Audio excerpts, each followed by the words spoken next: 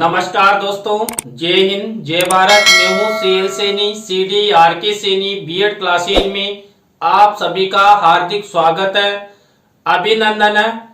दोस्तों, आप द्वारा हमारे इस हेल्पलाइन नंबर पर जो भी बीएड, डीएड, बीए बीएड या बीएससी बीएड पाठ्यक्रम पर आधारित टॉपिक भेजे जाते हैं, उन्हें हम ऑनलाइन समझाने का प्रयास करते हैं। दोस्तों, आज की लाइव क्लास के अंतर्गत हम टाइप्स ऑफ रीडिंग स्किल्स यानी कि पठन कौशल के प्रकार। दोस्तों, पठन कौशल के दो प्रकार होते हैं, सस्वर पठन और मौन पठन।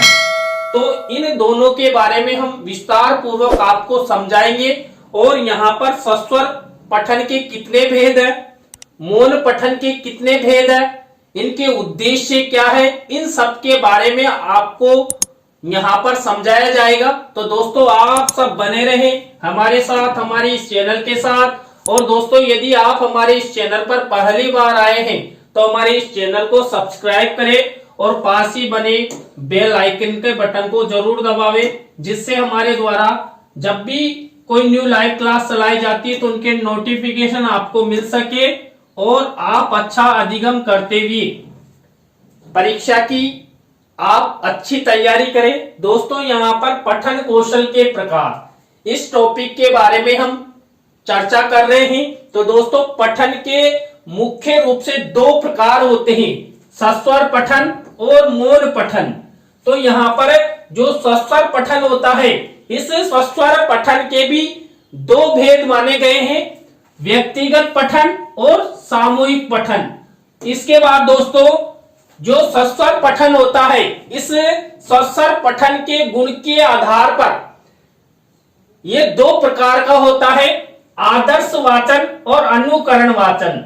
इसके बाद दोस्तों, जो मौन पठन होता है, ये मौन पठन की प्रकृति के आधार पर तीन प्रकार का होता है, सामान्य मौन वाचन, गंभीर मौन वाचन और द्रुत वाचन। इस तरह यहां पर जो मैंने आपको ये डिवाइडेशन बताया, इसी के बारे में इस क्लास में हम विस्तार पूर्वक अलग अलग प्रकार से चर्चा करेंगे।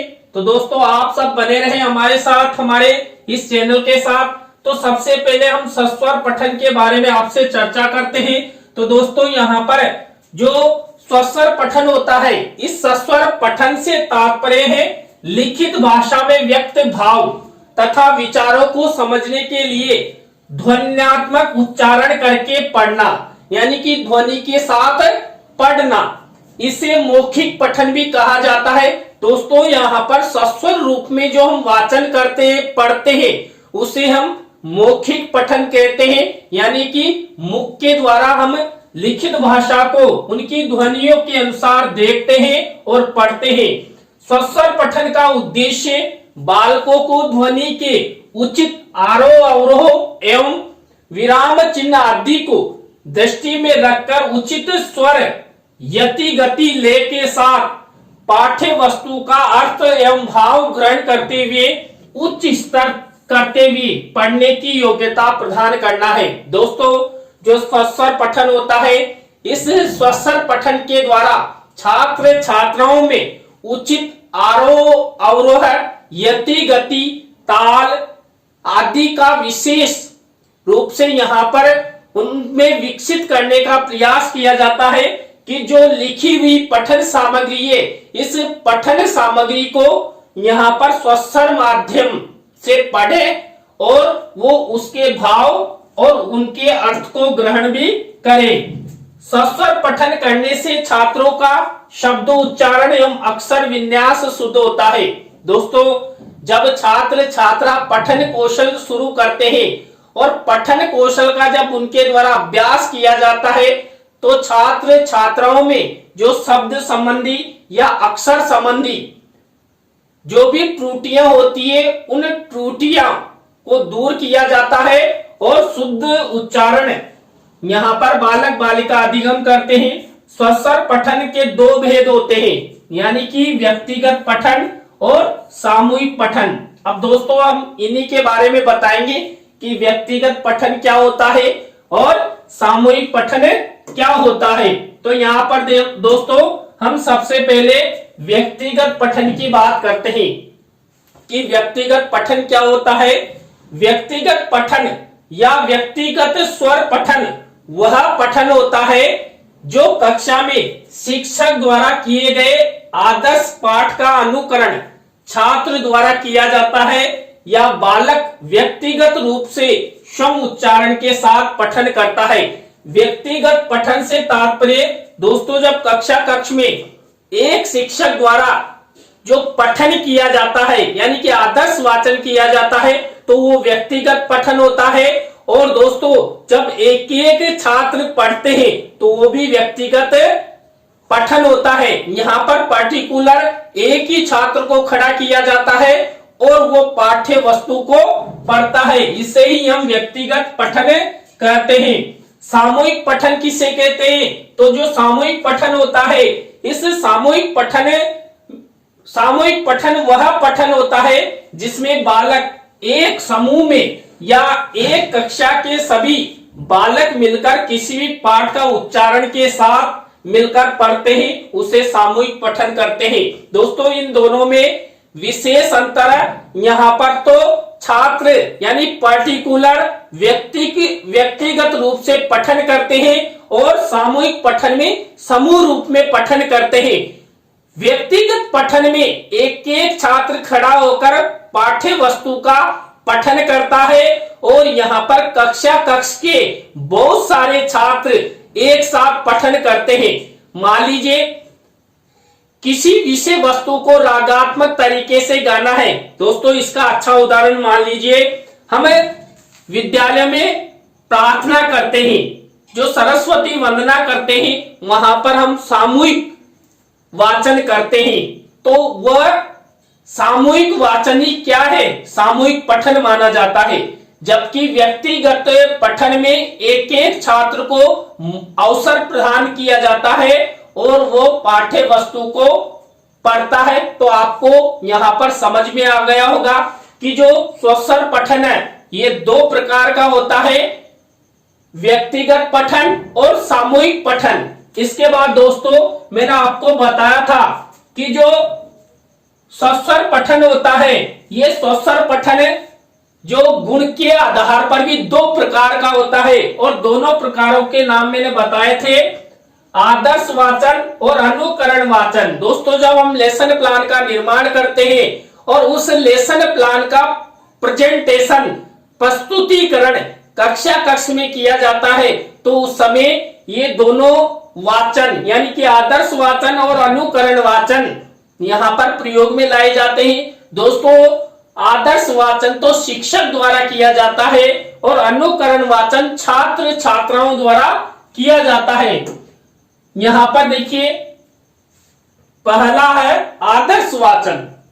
छात्रों के समक्ष पाठ्य सामग्री को जब शिक्षक स्वयं वाचन करके प्रस्तुत करता है तो उसे आदर्श वाचन कहा जाता है। ये बात मैंने आपको पहले ही बता दी कि जब पाठ्य वस्तु का आदर्श वाचन शिक्षक द्वारा किया जाता है तो वहां पर उसे आदर्श वाचन कहेंगे। और दोस्तों जब छात्र छात्राओं द्वारा उस पाठ्य वस्तु का अनुकरण वाचन किया जाएगा यानी पढ़ा जाएगा तो उसे अनुकरण वाचन कहेंगे। जब छात्र शिक्षक द्वारा किए गए वाचन के ढंग पर वचन करने का प्रयत्न करते हैं तो उसे अनुकरण वाचन कहा जाता है। या शिक्षक के द्वारा उच्चारित शब्द को बालक पीछे पीछे अधूरा है का उसे ही अनुकरण वाचन कहते हैं। यानी कि पहले दोस्तों शिक्षक द्वारा आदर्श वाचन किया जाता है और उस शिक्षक का अनुकरण छात्र छात्रा करते हैं। तो यहाँ पर भी आदर्श वाचन और अनुकरण वाचन में अंतर स्पष्ट होता है कि आदर्श वाचन शिक्षक द्वारा किया जाता है, अनुकरण वाचन छात्र छात्राओं द्वारा किया जाता है।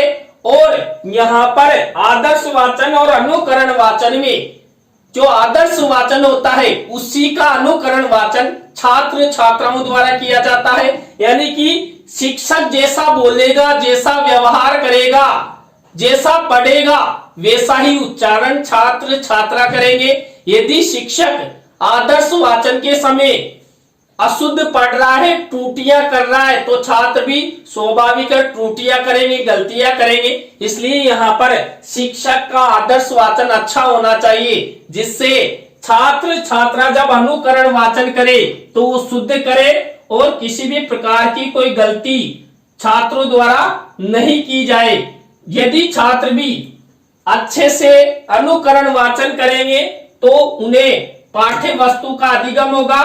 पाठ्य वस्तु का अधिगम होगा तो छात्र क्या करेंगे? छात्र अपने जीवन के लक्ष्यों को प्राप्त करने का प्रयास करेंगे। दोस्तों, अब हम आपसे चर्चा करते हैं सस्वर पठन के उद्देश्य। सस्वर पठन के कौन कौन से उद्देश्य हैं?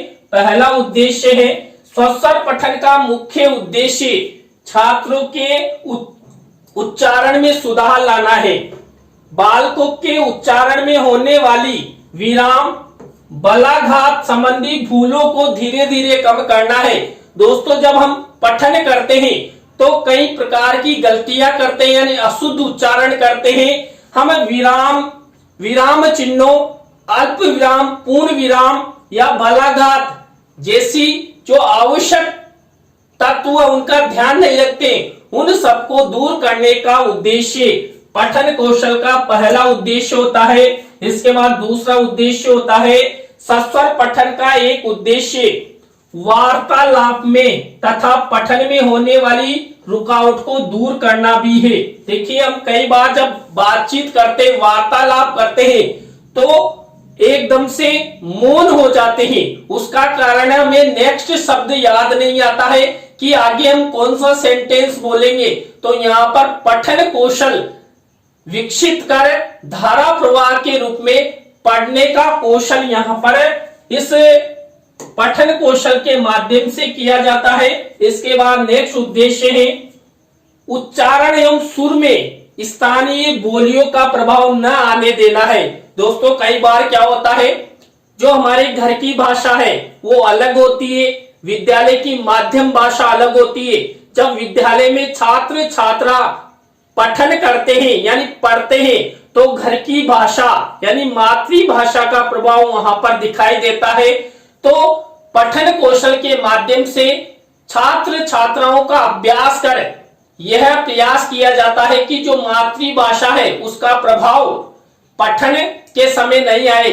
जिस भाषा का पठन वो कर रहा है उसी भाषा का वो शुद्ध रूप से, स्पष्ट रूप से पठन करे और अधिगम करे। इसके बाद नेक्स्ट उद्देश्य होता है, इसका एक उद्देश्य श्रोताओं की संख्या तथा अवसर के अनुसार वाणी को नियंत्रित करना भी है। दोस्तों, जब हम पठन करते हैं तो जितने श्रोता होते हैं उन्हीं के आधार पर हम आवाज निकालते हैं। मान लीजिए कक्ष में 5 ही छात्र हैं या सुनने वाले 5 ही श्रोता है तो उनके अनुसार हमें पठन करना चाहिए। और अधिक छात्र हैं तो कक्षा के अनुरूप, श्रोताओं के अनुरूप हमें पठन करना चाहिए, जिससे उनमें वो सब स्पष्ट रूप से सुन सके, अधिगम कर सके। तो यहाँ पर श्रोताओं के अनुसार पठन कौशल में वाणी को नियंत्रित किया जाता है। इसके बाद विरामादि चिन्हों का समुचित ध्यान रखते हुए पढ़ना भी है। देखिए, हम जब पढ़ते हैं तो पढ़ने के दौरान कई प्रकार के जो चिन्ह होते हैं, जैसे अल्प विराम, पूर्ण विराम, बलाघात आदि लगाकर ध्वनियों के अनुसार पढ़ना होता है। तो पठन कौशल के माध्यम से ये सब जो चिन्ह हैं उन चिन्हों का ध्यान रखने का कौशल यहाँ पर विकसित किया जाता है, जिससे छात्रों में अच्छा अधिगम हो और छात्र अधिगम करते हुए आगे बढ़ सके। दोस्तों, यहाँ पर हमने सस्वर पठन के बारे में आपको बताया कि जो सस्वर पठन होता है ये मुख्य रूप से 2 प्रकार का होता है, व्यक्तिगत और सामूहिक। और गुण के आधार पर सस्वर पठन 2 प्रकार का होता है, आदर्श वाचन और अनुकरण वाचन। अब यहाँ पर जो मैंने शुरू में आपको बताया था कि पठन कौशल के 2 प्रकार, सस्वर पठन और मौन पठन। अब हम आपसे पठन कौशल के बारे में यानी कि पठन के दूसरे प्रकार के बारे में चर्चा करेंगे। तो दोस्तों, आप सब बने रहे हमारे साथ, हमारे इस चैनल के साथ, और दोस्तों अभी तक भी यदि आपने इस क्लास को शेयर नहीं किया है तो तुरंत अपने फ्रेंडों को शेयर कर दे, जिससे अधिक से अधिक प्रशिक्षणार्थी हमारे साथ जुड़ जाए। तो दोस्तों यहाँ पर जो मौन पठन होता है, इस मौन पठन में लिखित सामग्री को मनी मन आवाज निकाले बिना पढ़ना मौन पठन कहलाता है। यानी कि कोई भी पाठ्य सामग्री है, उस पाठ्य सामग्री को हम या छात्र मनी मन पढ़े तो उसे मौन पठन कहा जाता है। वचन के होठ बंद रहते हैं, यानी कि जब हम मौन पठन करते हैं उस समय हमारे होठ हिलते नहीं है, यानी कि मुंह बंद रहता है और हम मनी मन पढ़ते रहते हैं। जब छात्र मौन वाचन में कुशलता अर्जित कर लेता है तो स्वस्वर वाचन का अधिक प्रयोग करना छोड़ देता है। मौन वाचन में निपुणता का आना व्यक्ति के विचारों की प्रौढ़ता का द्योतक होता है एवं भाषाई दक्षता अधिकार का सूचक है।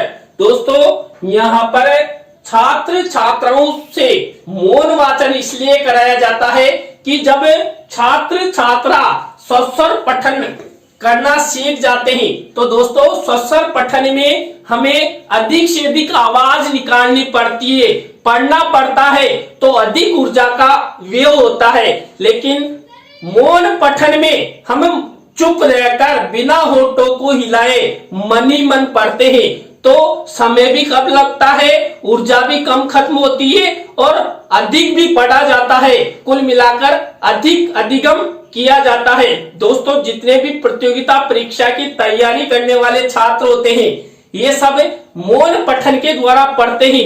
देखिए हम लाइब्रेरी में पढ़ने के लिए जाते हैं तो वहां पर सभी प्रतियोगी छात्र मौन वाचन का प्रयोग करते हुए अध्ययन करते हैं, पढ़ते हैं, तभी तो अन्य छात्र डिस्टर्ब नहीं होते हैं। तो ये पुस्तकालय का नियम भी होता है और इसी कारण से मौन पठन को अधिक प्रयोग किया जाता है, जिससे शांति का माहौल भी रहता है, अधिगम भी होता है और हम अपने लक्ष्यों की ओर भी बढ़ते हैं। इसलिए यहाँ पर भाषाई दक्षता प्राप्त करने में मौन पठन का प्रयोग किया जाता है। मौन पठन को प्रकृति के अनुसार मौन वाचन के दो भेद माने गए, यानी कि गंभीर वाचन, द्रुत वाचन। और तो यहाँ पर देखिए दोस्तों हम सबसे पहले गंभीर वाचन के बारे में आपसे चर्चा करते हैं। गंभीर वाचन उस समय किया जाता है जब हम किसी सामग्री की तह तक पहुंचना चाहते हैं। गंभीर वाचन में पाठ्यक्रम के प्रत्येक शब्द को पढ़ना तथा समझना आवश्यक होता है। इसमें विचारों के चिंतन मनन की आवश्यकता हो पड़ती है। नवीन सूचना एकत्रित करने के लिए या केंद्रीय भाव को खोजने के लिए हम गंभीर वाचन या गहन वाचन करते हैं। दोस्तों यहाँ पर किसी भी प्रकार की कोई पाठ्य सामग्री उसके एक एक शब्द का गहनता से अध्ययन करना, यानी कि हम पढ़ते समय इतने खो जाते हैं कि हमें पता नहीं रहता कि हमारे आसपास क्या हो रहा है। यानी कि हम गंभीर रहकर उस पठन के प्रति हम केंद्र बिंदु बनाते हैं और अध्ययन करते हैं। तो यहाँ पर प्रत्येक शब्द के बारे में उनकी व्याख्या का अधिगम हम मनी मन में करते हैं और आगे बढ़ते जाते हैं। दोस्तों प्रतियोगिता परीक्षा तैयारी करने वाले छात्र भी गंभीर अध्ययन करते हैं, तभी तो देखिए वो आगे बढ़ पाते हैं, क्योंकि वहां पर अथाह उन्हें पढ़ना होता है, ज्ञान प्राप्त करना होता है और प्रत्येक शब्द के बारे में किसी भी प्रकार का कोई प्रश्न बनकर आ सकता है, इसलिए वो प्रत्येक शब्द के बारे में अध्ययन करते हैं। द्रुत वाचन, द्रुत वाचन में हम तेजी से अध्ययन करते हैं। द्रुत वाचन का संबंध विस्तृत अध्ययन से भी है। विस्तृत वाचन तब किया जाता है जब हम अधिक सामग्री कम समय में पढ़ना चाहते हैं। द्रुत वाचन का प्रयोग हम तब करते हैं जब हम लिखी हुई भाषा का अभ्यास करते हैं या अवसर का सदुपयोग करना या सूचना एकत्रित करना या आनंद प्राप्त करना आदि में करते हैं। दोस्तों द्रुत वाचन के अंतर्गत हम किसी भी पाठ्य विषय को, पाठ्य वस्तु को द्रुत गति यानी तेज गति के साथ पढ़ते हैं। देखिए ऐसे तो औसत रूप से हम पढ़ते हैं, लेकिन औसत से अधिक तेज पढ़ा जाए, यानी कि एक पेज पढ़ने में हम 1 मिनट लगाते हैं तो वहां पर हम आधे मिनट में ही पूरे पेज को पढ़ दे, तो कुल मिलाकर तेज गति से। देखिए कई बार हम तेज गति से बोलते हैं तो क्या छात्रों द्वारा कहा जाता हम तो समझ ही नहीं रहे हैं आप क्या बोल रहे हैं, तो वहां पर इसका वो द्रुत वाचन कर रहा है, यानी तेज गति से पढ़ रहा है, इसलिए स्पष्ट रूप से समझ में नहीं आ रहा है। तो ये गंभीर वाचन और ये द्रुत वाचन हुआ। यहाँ पर एक अंतर स्पष्ट रूप से दिखाई देता है कि गंभीर वाचन में प्रत्येक शब्द का अर्थ समझा जाता है और पढ़ा जाता है, और जबकि क्या होता है द्रुत वाचन में तेज गति से पढ़ा जाता है। इसके बाद हम मौन वाचन के उद्देश्यों के बारे में हम आपसे चर्चा करते हैं कि मौन वाचन के क्या क्या उद्देश्य हैं। मौन वाचन छात्रों में चिंतनशीलता का विकास करता है, जिससे उनकी कल्पना शक्ति विकसित होती है और छात्र बुद्धिमान बनता है। दोस्तों यहाँ पर जब छात्र छात्राओं द्वारा मौन रहकर पढ़ा जाता है तो छात्र छात्राओं में कल्पना शक्ति का विकास होता है और छात्र बुद्धिमान बनते हैं। क्यों? क्योंकि मौन वाचन में ऊर्जा का अपव्यय नहीं होता है, कम समय में अधिक पढ़ा जाता है, अच्छा अधिगम किया जाता है, क्योंकि मौन वाचन शांति के माहौल में हम अच्छी प्रकार से किसी भी स्थान पर बैठकर हम स्वयं अध्ययन कर सकते हैं, किसी भी विषय वस्तु को समझ सकते हैं। मौन वाचन छात्रों को भाषा के लिखित रूप को समझाकर पहुंचने में सहायता करता है। दोस्तों जो मौन वाचन है ये भाषा का जो लिखित रूप होता है, इस लिखित रूप को समझने में सहयोग प्रदान करता है। देखिए यहाँ पर मौन वाचन के बाद हम किसी भी भाषा के तह तक जा सकते हैं, यानी कि भाषा के प्रत्येक शब्द प्रत्येक वर्ण के बारे में भी हम ज्ञान प्राप्त करना चाहते हैं, उसे पढ़ना चाहते हैं। इसके बाद मौन वाचन द्वारा एकाकी क्षणों में समय का सदुपयोग किया जा सकता है। देखिए हम कहीं पर भी जा रहे हैं, यानी कि रेल में यात्रा कर रहे हैं या बस में यात्रा कर रहे हैं, तो उस समय हम मौन वाचन के द्वारा समय का सदुपयोग कर सकते हैं। हमारे पास किसी भी प्रकार की कोई उपयोगी पाठ्य सामग्री या पाठ्य पुस्तक है, उसको खोलेंगे और पढ़ने लग जाएंगे और मन ही मन पढ़ेंगे, तो वहां पर कोई अन्य जो भी व्यक्ति है वो डिस्टर्ब भी नहीं होंगे और हमारा काम भी हो जाएगा, समय का सदुपयोग भी होगा और हम आगे बढ़ते जाएंगे। सर्वाधिक महत्वपूर्ण उद्देश्य यह है कि छात्र कम से कम समय में विषयों को गहराई से समझ लेता है और अत्यधिक आनंद अनुभूति अर्जित करने में सफल होता है। दोस्तों मौन वाचन के माध्यम से छात्र छात्रा क्या करते हैं, कम समय में अधिक विषय वस्तु को पढ़ लेते हैं, अधिक अधिगम करते हैं, अधिक अधिगम के साथ साथ आनंद अनुभूति भी अर्जित कर लेते हैं। इसके बाद मौन पठन छात्रों को स्वाध्याय हेतु प्रेरित करता है और स्वाध्याय की ओर प्रेरित होकर वह साहित्य में रुचि लेने लग जाता है। दोस्तों यहाँ पर जो छात्र छात्रा होते हैं, इन्हें छात्र छात्राओं को जब मौन वाचन कराया जाता है तो मौन वाचन के द्वारा छात्र स्वाध्याय यानी कि खुद के द्वारा पढ़ने में रुचि लेने लग जाते हैं। दोस्तों जो भी प्रतियोगिता परीक्षा की तैयारी करते हैं उन छात्र छात्राओं में स्वाध्याय की आदत होती है और वो खुद ही पढ़ते हैं, खुद ही समझते हैं और अपनी परीक्षा के लिए तैयारी करते हैं। मौन पठन में अन्य संगी साथियों को कोई परेशानी नहीं होती है। दोस्तों जो सस्वर वाचन होता है, स्वस्वर पठन होता है, उसमें तो देखिए पास ही कोई साथी बैठा हुआ है वो डिस्टर्ब होगा, लेकिन मौन वाचन में जो साथी संगी होता है, पास ही बैठा कोई छात्र वो डिस्टर्ब भी नहीं होता है, क्योंकि मौन वाचन मन ही मन में किया जाता है और हम पढ़ते रहते हैं और दूसरों को परेशानी भी नहीं होती। मौन पठन से अकेलेपन की बोझिलता बहुत कम हो जाती है। देखिए जब हम अकेलेपन का महसूस करते हैं तो वहां पर हम किसी भी प्रकार की कोई पाठ्य वस्तु या पुस्तक खोलकर पढ़ लेते हैं तो हम अकेलेपन को भूल जाते हैं। हम ये सोचते हैं कि हमारे पास ये पुस्तक है, इसको पढ़ेंगे और आगे बढ़ेंगे। इसके बाद सस्वर पठन जितना प्राथमिक कक्षाओं के लिए महत्वपूर्ण है, मौन पठन उतना ही उच्च कक्षाओं के लिए महत्वपूर्ण है। दोस्तों यहाँ पर जो सस्वर पठन होता है, ये सस्वर पठन प्राथमिक कक्षाओं के लिए महत्वपूर्ण होता है, जबकि जो मौन पठन है ये उच्च कक्षाओं के लिए महत्वपूर्ण होता है, क्योंकि उच्च कक्षाओं में पाठ्यक्रम अधिक होता है और वहां पर मौन पठन के द्वारा ही कम समय में अधिक पाठ्य सामग्री को पढ़ा जा सकता है।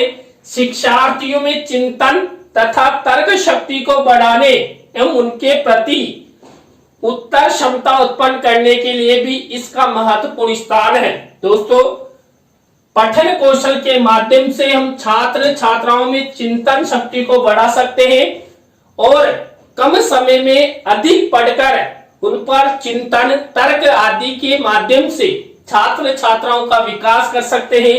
मौन पठन में छात्र की कल्पना शक्ति का विकास होता है। शांत मस्तिष्क में छात्र आगे की घटनाओं के विषय में अनुमान लगा लेता है कि जब हम मौन रहकर पढ़ते हैं और वर्तमान में जो पढ़ रहे हैं उससे आगे क्या होगा, इसके विषय में भी हम हमारे मस्तिष्क में चिंतन करने लग जाते हैं और अनुमान लगाते हैं कि आगे क्या होगा। तो दोस्तों आज की लाइव क्लास के अंतर्गत हमने आपको पठन के प्रकार यानी कि सस्वर पठन और मौन पठन के बारे में आपको बताया। तो दोस्तों आज की लाइव क्लास आपको कैसी लगी कमेंट्स में हमें जरूर बताएं। अच्छी लगी हो तो लाइक करें, कमेंट्स करें और शेयर जरूर करें दोस्तों। और दोस्तों आप सब इसी तरह हमारे चैनल का सपोर्ट बनाए रखें। दोस्तों आप भी चाहते हैं कि सैनी सर द्वारा हमारे बीएड, डीएड, बीए बीएड या बीएससी बीएड पाठ्यक्रम के टॉपिकों को ऑनलाइन माध्यम से समझाया जाए, तो दोस्तों आप हमारे इस हेल्पलाइन नंबर पर हमसे जरूर कांटेक्ट करें। हम आपसे बातचीत करेंगे, उसके पश्चात आपके टॉपिकों को ऑनलाइन समझाने का प्रयास करेंगे। तो दोस्तों आज की लाइव क्लास में बस इतना ही। न्यू लाइव क्लास के साथ हम आपसे फिर मिलेंगे CDRK सैनी बीएड क्लासेज में। जय हिंद, जय भारत, राम राम।